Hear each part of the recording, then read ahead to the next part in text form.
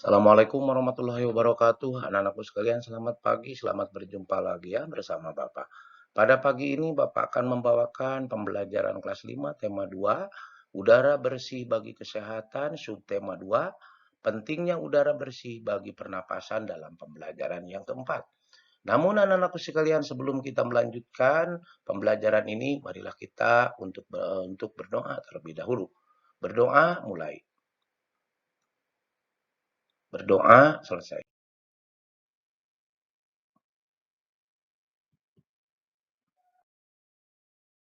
Baik anak-anak, dalam pembelajaran ini, hari ini, sebelum kalian misalkan untuk mendalami pembelajaran ini, mari kita Bapak akan bacakan sebuah cerpen yang berjudul Tanggung Jawab Adik, yaitu oleh Gusti Nur, ya, yang ditulis oleh Gusti Nur. Baik, tolong diperhatikan baik-baik anak-anakku sekalian. Sebenarnya Adik tahu dan mengerti setiap hari Kanina selalu membantu ibu menyiapkan makanan untuk dijual, mengantarkan ke warung-warung dengan mengendarai sepeda sebelum pergi ke sekolah. Ade juga tahu Kak Nina sering terlambat tiba di sekolah karenanya, tetapi anehnya Kak Nina tak pernah ketinggalan pelajarannya. Kak Nina di rumah adalah selalu mengulang pelajarannya yang diberikan di sekolah. Dan rasanya Kak Nina adalah orang yang baik di rumah ini. Dan Ade tidak pernah merasa iri bila Kak Nina dibelikan suatu sedang dia sendiri tidak. Tetapi sekarang ini, pagi hari ini, Ade bersungut-sungut. Kak Nina sakit, berarti tidak berangkat ke sekolah. Dan tidak ada yang mengantarkan dagangan ke warung-warung. Ibu sudah lama tidak bisa pergi kemana-mana karena mudah sakit kepala. Satu-satunya yang bisa diharapkan adalah Ade. Apa Ade tidak ingin membantu ibu? Sekali ini saja. Selagi kakakmu sakit, Dek, ibu berkata dengan penuh harap. Adek, hari ini ada ulangan, Bu. Harus berangkat lebih awal. Semalam tidak sempat banyak belajar, jawab Adek sambil menyiapkan buku-bukunya. Wajahnya tampak cemberut. Ibu menarik napas panjang mendengar alasan yang diberikan Adek. Kalau sudah demikian, mau apa lagi?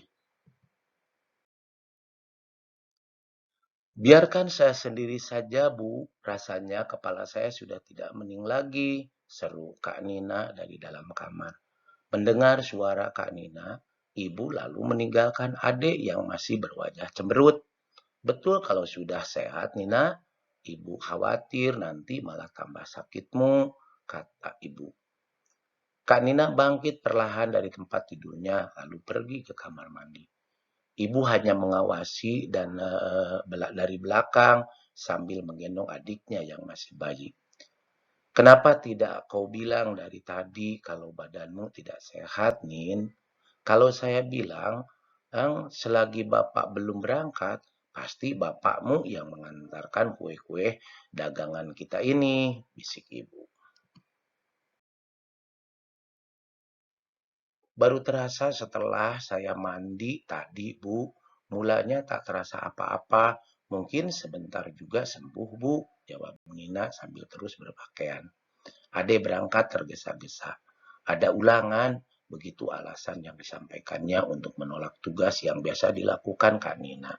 Padahal ia tidak langsung menuju ke sekolah karena di sekolah pada waktu sepagi itu masih sepi, bahkan mungkin gerbangnya belum dibuka. Dan sebenarnya pula tidak ada ulangan.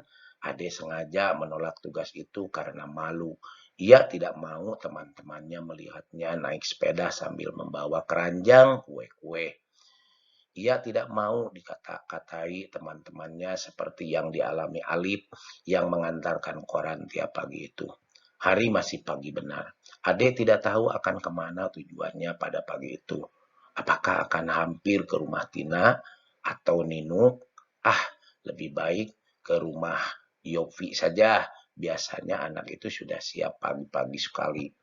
Aku bisa meluangkan waktu menunggu siang di rumahnya, pikir Ade. Tiba di rumah Yopa, Ade ternyata harus menunggu lama sekali. Yopa masih berjalan-jalan bersama adiknya yang masih kecil. Mama Yopa sedang menata meja makan untuk sarapan papanya. Kakak Yopa sedang mengepel lantai. Papa Yopa sedang mencuci mobil. Blik Ichi sedang membantu mempersiapkan makanan di dapur dan Ade merasa jengah menunggu di teras. Tunggu sebentar, Dek. Yopa cuma mengajak jalan-jalan Vina menghirup embun pagi. Tak lama lagi dia pasti kembali. Dia juga sudah siap akan berangkat, kata Papa Yopa, mencoba menenteramkan kegundahan adik yang sedang menunggu itu. Tetapi yang dikatakan oleh Papa Yopa itu ternyata lama sekali bagi adik. Jam dinding di rumah Yopa menunjukkan pukul 6 lebih 10 menit. Jarumnya bergerak perlahan. Ade semakin merasa tidak enak. Duduk di kursi teras. Tak lama kemudian, Biicih misalkan mengantarkan secangkir teh manis dengan ubi goreng. Silahkan diminum, Neng Ade. Biicih menawarkan. Saya mau berangkat dulu, Bi. Jawabnya kepada Biicih. Lalu kepada Papa Yopa, dia meminta sambil bergegas pergi. Terima kasih, Om. Saya mau berangkat saja dulu. Mau mampir ke rumah Ninuk, Om. Ya, tiba-tiba gugup Papa Yopa keheranan. Demikian pula Bici. Mereka heran melihat adik tiba-tiba pergi dan melangkah lebar-lebar meninggalkan rumah itu. Semua orang sibuk, semuanya bekerja, semuanya tanpa kecuali. Kak Nina juga, padahal Kak Nina sedang sakit karena tanggung jawabnya sebagai anak tertua dan juga karena merasa sayang kepada keluarga. Kak Nina terpayah-payah pergi mengantar kue, padahal Kak Nina sakit. Bagaimana kalau sakitnya bertambah parah? Bagaimana kalau Kak Nina misalkan jatuh dari sepeda karena kepalanya pening? Bagaimana kalau sampai adik seperti ingin menangis selama perjalanan menuju ke sekolah. Hatinya begitu gundah, ia tak jadi ke rumah Ninu. Sekolah masih sepi, baru beberapa anak saja yang datang. Selama pelajaran berlangsung, adik tidak bisa memusatkan perhatiannya pada pembelajaran. Beberapa kali ditegur Pak Adi karena melamun. Ia ingin segera pulang, ingin segera menjenguk Kak Nina. Mungkin Kak Nina tambah parah sakitnya. Mungkin Kak Nina jatuh dari sepeda karena kepalanya pening. Lalu ada kendaraan yang menabraknya. Kalau sakit adik, tiba-tiba terdengar teguran Pak Adi. Adik gelagapan. Rupanya tadi ia melamun selama Pak Adi menerangkan. Pak Adi lalu menghampirinya, meraba keningnya. Adik jadi terharu. Kepalamu hangat, pulang saja ya. Nanti bertambah parah, kata Pak Adi. Ade menurut, ya, bergegas meninggalkan sekolah. Ade berjalan dengan setengah berlari agar tercepat mungkin bisa tiba di rumah melihat Kanina. Dengan tergopoh-gopoh, ia memasuki rumah. Ibu sampai keheranan melihat sikapnya. Langsung menuju ke kamar Kak Nina. Dan Kak Nina terbaring di pembaringannya. Adik seperti ingin menubruk kakaknya yang sedang terbaring. Kak Nina jadi terheran-heran dibuatnya. Ada apa, Dek? Kenapa kau tiba-tiba begini? Tanya Kanina. Maafkan aku, Kak. Sebenarnya aku tidak ada ulangan. Aku cuma malu mengantarkan kue-kue. Ade langsung saja menangis. Suaranya jadi tiba jelas terdengar. Sudahlah, jangan menangis. Yang penting kau sudah menyadari kesalahanmu dan tak akan mengulanginya lagi. Untuk kali ini, tak apa-apa. Kakak memaafkanmu, Dek. Lembut suara Kak Nina menyejukkan hati adik.